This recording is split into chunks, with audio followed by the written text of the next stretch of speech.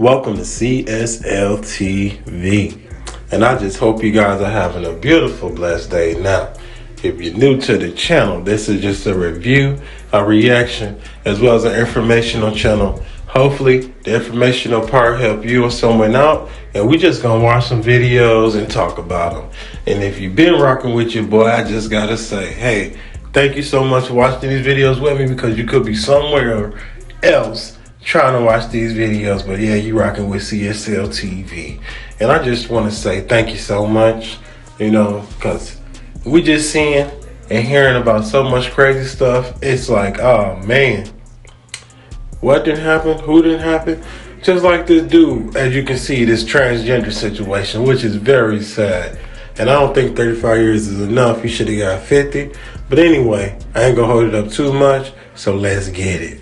This story is heartbreaking, and the video might be hard to watch. This is 13-year-old Diego Stoles from Moreno Valley, California, about an hour outside of LA. He had a falling out with some friends who then started bullying him. What started with verbal attacks escalated to stealing his shoes and clothes, and even physical violence. The bullies warned him that more violence was coming, so his family had a meeting with school administrators. The assistant principal reportedly assured him and his family that the bullies would be disciplined and suspended immediately. Only that never happened, leaving the bullies free to kill Diego just days later. Video of the deadly incident circulated on social media, and again, we have to warn you, this might be hard to watch. The video shows a boy sucker punching Diego, and he goes down, banging his head on a concrete pillar. The boys continue to beat him up while he's laying on the ground, unconscious. Tragically, Diego never regained consciousness, and 9 days later, he died from a brain injury. The 14-year-old middle school bullies pled guilty to manslaughter, but walked away with no jail time. They were instead ordered to undergo anger management, and lawyers for the family pinned the blame on the principal and assistant principal, who were both replaced. This all happened back in 2019, but just this week, Diego's family was awarded $27 million to settle a lawsuit, which is being called the biggest school bullying settlement in U.S. history. Lawyers for his family say his death could have been prevented if there was an anti-bullying policy in place at the school. All 50 states have anti-bullying laws, but they don't always help. 73% of students say they've been bullied at school, and 44% report it happening in the last 30 days. StopBullying.gov encourages you to become an upstander to bullying, not just a bystander. Go to StopBullying.gov if you have concerns about bullying. Man, my condolences goes out to that family, just for the simple fact, losing a kid is something nobody as a parent want to have to hear go through. As far as in the school, they definitely is held accountable for. And I think, since they did report it, I think the principal and the other principals should do some jail time. Just like I think the school policy, security, whatever they need to do to make sure something like this don't happen again. Because if the tables was turned, they would want something done, as into like, why, this situation happened, this could have been prevented. Definitely with kids. And as kids go to an adults for help, adults need to be more, responsible for making sure that shit get done. Just for the simple fact, a little boy just lost his life over being bullied. That's sad. That's sad.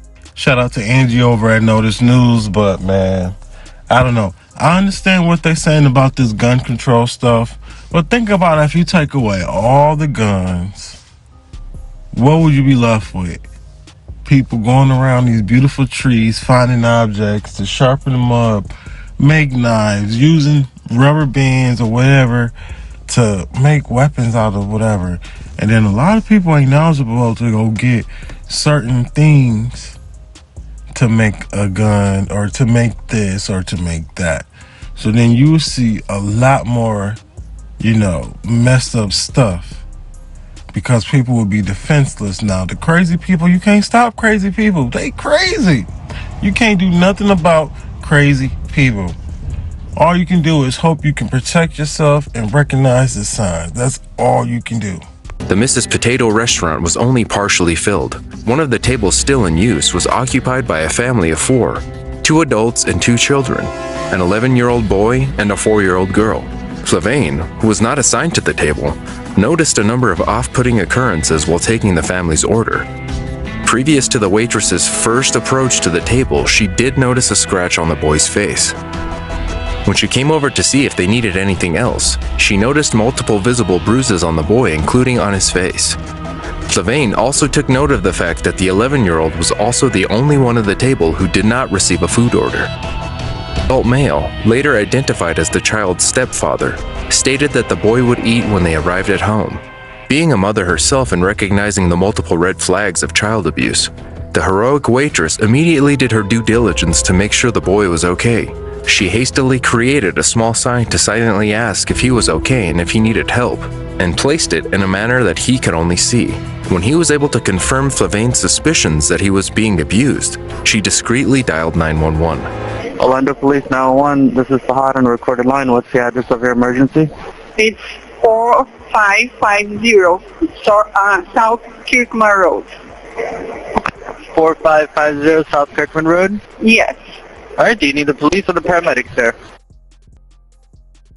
I don't know. I need you. I don't know what to do. I'm a manager of a restaurant, and we have some customers here with 2 kids. One of the kids is with a lot of bruises on his arms and on his face. Okay. And the parent is not done giving food for him, but is giving to the another kids that are with them. And the one is so quiet, and I asked him on a paper if he needs help. And first he turned his head saying that no, but he keep looking at me, and I write in another paper if he needs help again. And he make me a sign that yes, he needs help. So I don't know what to do. Okay, so are they at the restaurant right now? Yes. Okay, what's the name of the place? It's Mrs. Potato Restaurant. Mrs. Potato Restaurant? Mrs. Potato, Alright, and the family that's there, is it, how old is the child, first of all? How old does he look to you? About 8 years old. It's a couple with 2 kids. Okay. A little girl and the boy. The boy is the one that a parent is in trouble. Okay. And the other kids are being treated fairly from what it looks like? I'm sorry? The other kids look like they're being treated fairly? No, just the boy is with bruises and he's not eating. The others are eating. And when... No, this is sad for the simple fact no kid should ever be mistreated like this. Definitely in public. I mean, what you do behind closed doors just messed up. You know what I'm saying? If you being beaten, treated, any type of way, not being fed properly, yes, that's messed up. But that you doing this in public, you need to be put to, So let's hear the rest of this. And when we get their orders, we ask what the boy is going to eat. And the father, the man said, no, he's not going to eat anything. He's going to have his dinner at home. And the 3 is eating, and the boy is separate from them, and they give anything to him. Okay. All right. Well, just keep an eye on them. Of course, you can't stop them from leaving or anything, but I will let the police will come out there as soon as possible. Just call us back if anything changes before they leave. Just to confirm, also, do you see any weapons on anybody? No. Okay. Did you ever see him being assaulted in any way or anything like that, or no? No. Okay, got it. All right, no problem. Thank you. Thank you. Bye-bye. Bye. When police arrived, they questioned the boy and the adult separately. The 11-year-old was able to describe the mistreatment he was receiving from his stepfather, the adult male at the table, who was identified as 34-year-old Timothy Wilson II. The shocking declarations included beatings with brooms, being punched while hung upside down, and being handcuffed to his bed. Both Wilson and his wife Kristen Swan were arrested on site. For his part, Timothy Wilson II has been charged with multiple counts of child abuse. As it turns out, this was not new behavior for Wilson. After the arrest, police spoke with his previous wife, Amanda Powell, who described their relationship as volatile. As the information stands currently, the 4-year-old girl, also with the family inside the restaurant, did not show signs of abuse and had not confessed to having been a victim. This is believed to be due to the fact that she is the biological daughter of Timothy Wilson II, as his history of malevolence has been supposedly directed only at his line of stepchildren. The biological father of the 11-year-old survivor, Keith Lewis, was split from Kristen Swan before their son was born. He has stated that he was not allowed to be in his son's life for 6 years due to the tumultuous relationship between the two adults. Keith Lewis is now seeking full custody of his son, a case that is also in the process of being resolved. Well, this guy is definitely where he needs to be at for a very long time. And I hope them guys on the other side let him know it's not cool to be abused, and you're going to see what it feel like. You know, now that you're in jail, this is where you need to be at to understand you can't go around abusing kids like that. And then your ex-wife, your other wife that you was married to, left you because of your personality and who you are when it comes to other people's kids.